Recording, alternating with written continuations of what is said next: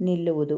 ಮಕ್ಕಳಿಗೆ ಕುಡಿಸುವುದರಿಂದ ಕೆಮ್ಮು ದಮ್ಮು ಶಾಂತವಾಗುವುದು. ನೋಡಿ, ನಾನು ಇದನ್ನು ಇದುವರೆಗೂ ನನಗೆ ಈ ಟಿಪ್ಸು ನನ್ನ ಕಣ್ಣಿಗೆ ಬಿದ್ದೇ ಇಲ್ಲ. ನಿಮ್ಮ ಜೊತೆ ಶೇರ್ ಮಾಡ್ಕೊಳ್ಳುವಾಗ ಇದು ಬಿದ್ದಿದೆ. ನನಗಿದು ಬೇಕೇ ಬೇಕಿತ್ತು. ಈ ಟಿಪ್ಸ್ ನನಗೆ ಗೊತ್ತಿರಲಿಲ್ಲ.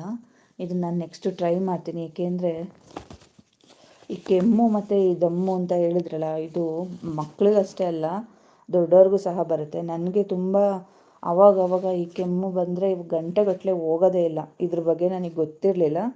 ನಾನು ಇದನ್ನು ನೆಕ್ಸ್ಟು ಟ್ರೈ ಮಾಡ್ತೀನಿ. ಟ್ರೈ ಮಾಡಿ ಇದ್ರ ರಿಸಲ್ಟ್ ಏನು ಬಂತು ಅನ್ನೋದನ್ನು ನಿಮ್ಮ ಜೊತೆ ನಾನು ಶೇರ್ ಮಾಡ್ಕೊತೀನಿ. ಅದ್ರದ್ದು ಇನ್ನೊಂದು ಸಲ ಓದ್ತೀನಿ ನೋಡಿ ಆ ಟಿಪ್ಸ್ನ.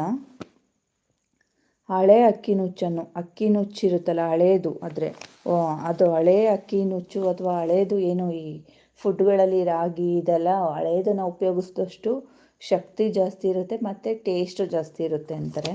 ಹಾಗಾಗಿ ಹಳೆ ಅಕ್ಕಿ ನುಚ್ಚನ್ನು ನೀರಿನಲ್ಲಿ ನೆನೆ ಹಾಕಿ ಚೆನ್ನಾಗಿ ಕಿವುಚಿ ನಂತರ ನೀರು ಬಸಿಯಿರಿ.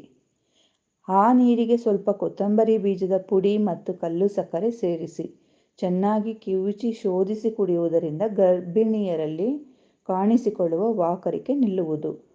ಅದ್ರ ಜೊತೆಗೆ ಮಕ್ಕಳು ಕುಡಿಸೋದ್ರಿಂದ ಕೆಮ್ಮು ಮತ್ತು ದಮ್ಮು ಶಾಂತವಾಗುವುದು ಅಂತೇಳಿ ಹಾಕಿದ್ದಾರೆ.